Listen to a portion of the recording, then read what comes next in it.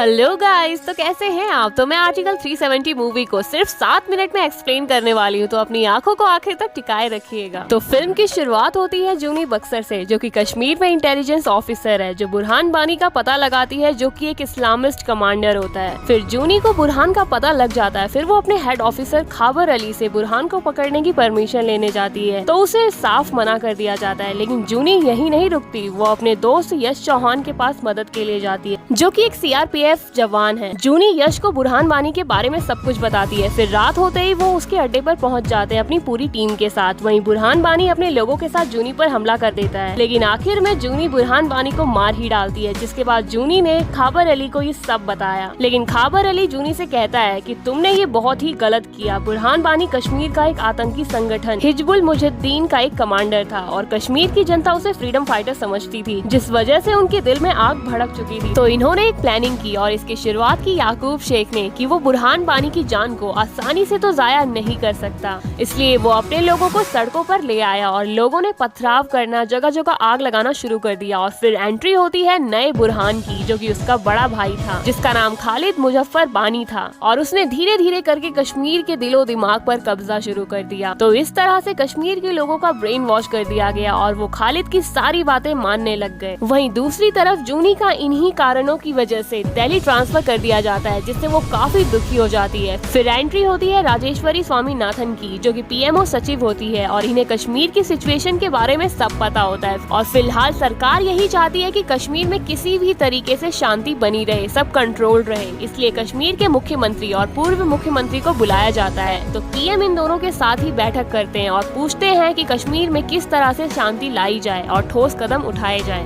वहीं हमें दिखाया जाता है कि राजेश्वरी जूनी से मिलने जाती है और राजेश्वरी कहती है कि अगर मैंने तुम्हें फिर से कश्मीर भेज दिया तो तुम क्या करोगे। जिस पर जूनी कहती है कि वहाँ पर कुछ भी नहीं सुधर सकता, क्योंकि आर्टिकल 370 के तहत हम एक ऐसे राज्य में रहते हैं जैसे मानो हम किसी और देश में रहते हैं। वहीं राजेश्वरी जूनी की काबिलियत से वाकिफ है, इसलिए वो उसे एनआईए के तहत एक स्पेशल ऑपरेशन के लिए हायर करती है, जिसमें उसे खुफिया एजेंसी से कोई मतलब नहीं होगा, वो डायरेक्ट राजेश्वरी को ही रिपोर्ट करेगी। फिर जूनी अपने दोस्तों के साथ कश्मीर में शांति लाने की मुहिम को जारी रखती है। और अब क्योंकि जूनी राजेश्वरी के अंडर में है, अब वो कुछ भी कर सकती है। तो सबसे पहले जूनी पता करती है कि कश्मीर के पास फंडिंग कहाँ से आती है, जिसका वो पता भी लगा लेती है। वो फंडिंग आती है उनके मेन सोर्स अब्दाली से। एक्चुअली अब्दाली जो है वो आईएसआईएस के लिए काम करता है, लेकिन जूनी को ये समझ नहीं आ रहा था कि आखिर कैश यहाँ आता कैसे है। तो फिर उसे पता चलता है कि पाकिस्तान से जो अखरोट आता है उसी को बेचकर वो अपनी फंडिंग करते हैं। इतना ही नहीं, अब इन्हें इनके अड्डे के बारे में भी पता चल गया था। तब वहाँ जूनी पहुँचती है और वहाँ का सारा सामान और पैसा जब्त कर लेती है। जूनी को ये भी बहुत अच्छे से मालूम था कि इन सब के बारे में खाबर अली को बहुत अच्छे से पता है, इसलिए वो खाबर अली के पास जाती है और अब्दाली के बारे में पूछती है। लेकिन खाबर अली उसे कुछ भी बताने को तैयार नहीं हो रहा होता है, लेकिन आखिर में उसे जूनी को सब बताना ही पड़ता है। और फिर जैसे ही अब्दाली के बारे में जूनी को पता चलता है, वो तुरंत अपनी पूरी टीम के साथ अब्दाली के अड्डे पर पहुंच जाती है और उसे अरेस्ट कर लेती है। अब्दाली उनसे कहता है कि अगर तुमने मुझे 25 मिनट के अंदर यहाँ से नहीं निकाला तो फिर मुझे यहाँ से कोई भी नहीं ले जा सकता। और फिर सचमुच देखते ही देखते लोगों का जमावड़ा लगने लगता है और जूनी की पूरी टीम पर अटैक होने लगता है। जिसके बाद यश को एक आइडिया आता है और वो अब्दाली को गाड़ी के अगले हिस्से से बांध देता है, जिससे सभी लोगों को दूर हटना ही पड़ता है। इस तरह से वो लोग अब्दाली को अपने साथ ले जाते हैं। और अब इधर प्रवीणा और जलाल को लगता है कि सिचुएशन आउट ऑफ कंट्रोल हो चुकी है, इसलिए वो आज ही सरकार बनाने का डिसाइड करते हैं ताकि सब उनके कंट्रोल में हो जाए। लेकिन इससे पहले कि वो सरकार बनाते, यहाँ राष्ट्रपति शासन लगा दिया जाता है। इस शासन के चलते कोई भी राज्य सरकार जो है वो सरकार नहीं बना सकती। वहीं इधर कश्मीरी जेल में अब्दाली को सही से रखा नहीं जा रहा था, तो राजेश्वरी जूनी से कहती है कि वो अब्दाली को दिल्ली ले आए। साथ ही राजेश्वरी ये भी बताती है कि भारत सरकार कुछ बड़ा करने वाली है और ये सभी बातें लीक भी हो चुकी थी, जिस वजह से कश्मीरी आतंकी चुप नहीं बैठने वाले थे। वो भी अपनी प्लानिंग शुरू कर देते हैं, लोगों को भड़काने लगते हैं। और फिर वहीं 14 फरवरी 2019 को पुलवामा में एक बहुत ही बड़ा अटैक होता है और उस अटैक में पुलवामा में 40 जवान शहीद हो जाते हैं। जैसा कि इस दिन को हम सभी मिलकर देश में ब्लैक डे के रूप में मनाते हैं। जो 40 जवान शहीद होते हैं उसी में जूनी का दोस्त यश चौहान भी शामिल था, लेकिन ये बदला तो एयरफोर्स के जरिए ले ही लिया गया था। फिर राजेश्वरी जूनी को बताती है कि उन्हें पुलवामा की एक सॉलिड लीड मिली है और उन्हें याकूब शेख के बारे में भी पता चल गया है। ये पता लगने के बाद जूनी तुरंत ही अपनी टीम के साथ याकूब शेख को पकड़ने के लिए निकल पड़ती है और उसे अपनी हिरासत में ले भी लेती है। फिर याकूब शेख कहता है कि एनआईए जब बना भी नहीं था तब से कोई भी मुझे पकड़ नहीं पाया है, लेकिन आज जूनी ने उसे पकड़ ही लिया है और वो उसे खिड़की से नीचे टांग देती है, उससे सब कुछ उगलवा लेती है। है कि वो लड़का कौन था जो सीआरपीएफ के जवानों से अपनी रेड वैन लेकर टकराया था। फिर याकूब शेख बताता है कि वो 20 साल का लड़का था और हाल ही में जेल से छूटा था और उसे जेल से छुड़वाने में खावर अली ने मदद की थी। ये सुनने के बाद जूनी गुस्से से भर जाती है। फिर वो तुरंत ही खावर अली के पास पहुंचती है और उसे खूब जलील करके सस्पेंड भी कर देती है, क्योंकि इसी की वजह से वो 40 सीआरपीएफ जवान शहीद हुए। फिर अगले सीन में हम देखते हैं कि प्रधानमंत्री मोदी जी एक मीटिंग रखते हैं जिसमें अमित शाह जी भी शामिल होते हैं। पीएम मोदी कहते हैं कि क्या हमें 370 आर्टिकल हटा देना चाहिए। काफी डिस्कशन के बाद आखिर में प्रधानमंत्री मोदी जी कहते हैं कि हम हटाएंगे आर्टिकल 370। फिर इसकी स्टडी की पूरी जिम्मेदारी राजेश्वरी को मिलती है। सबसे बड़ी दिक्कत ये थी कि जम्मू कश्मीर के 370 आर्टिकल को कॉन्स्टिट्यूशन असेंबली से ही हटाया जा सकता था, लेकिन अब वो असेंबली एग्जिस्ट ही नहीं करती है और सेंट्रल गवर्नमेंट के पास ऐसी कोई पावर नहीं है जो 370 को हटा सके। लेकिन फिर बाद में राजेश्वरी को पता चलता है कि 370 के कुछ सब क्लॉज को छुपाया गया है, जिस वजह से राजेश्वरी जूनी को कश्मीर भेजती है और उन सब क्लॉज के बारे में पता करने को कहती है। और फिर जूनी को उनके बारे में पता चलता है जिसे सेंट्रल गवर्नमेंट से छुपाया गया है। लेकिन जब जूनी और उसके दोस्त वापस लौट रहे होते हैं तभी उनके ऊपर अटैक होता है, लेकिन जूनी किसी भी तरह से अपनी जान बचाकर निकल पड़ती है। फिर वहीं राजेश्वरी को सब क्लॉज पढ़ने के बाद पता चलता है कि इसमें रूल है कि राष्ट्रपति चाहे तो इस रूल को हटा तो नहीं सकता, लेकिन वो चाहे तो इस नियम को बदल जरूर सकता है। अब इस बिल को राज्यसभा से पास कराना था, क्योंकि लोकसभा में तो बिल पास हो ही जाएगा, इसलिए पहले इसे राज्यसभा से पास कराना होगा, जिसकी जिम्मेदारी पीएम मोदी ने अमित शाह को दी। वहीं दूसरी तरफ कश्मीर में कर्फ्यू लगा दिया जाता है। सभी को मालूम हो जाता है कि 5 और 6 अगस्त को कुछ न कुछ तो बड़ा होने वाला है और जूनी भी ये बात जानती थी कि कश्मीरी कुछ तो जरूर करने वाले हैं। कश्मीर में कॉल सर्विस, इंटरनेट भी इसलिए बंद कर दिया गया था। वहीं कश्मीरी लोगों को, मीडिया और पाकिस्तान को 370 की जरा भी भनक नहीं थी। वो सभी सोच रहे थे कि 5 अगस्त को याकूब शेख को फांसी दी जाएगी। ऐसे ही कई रूमर्स हर जगह फैल जाते हैं कि कुछ न कुछ तो बड़ा होगा, लेकिन कोई भी कंफर्म नहीं था।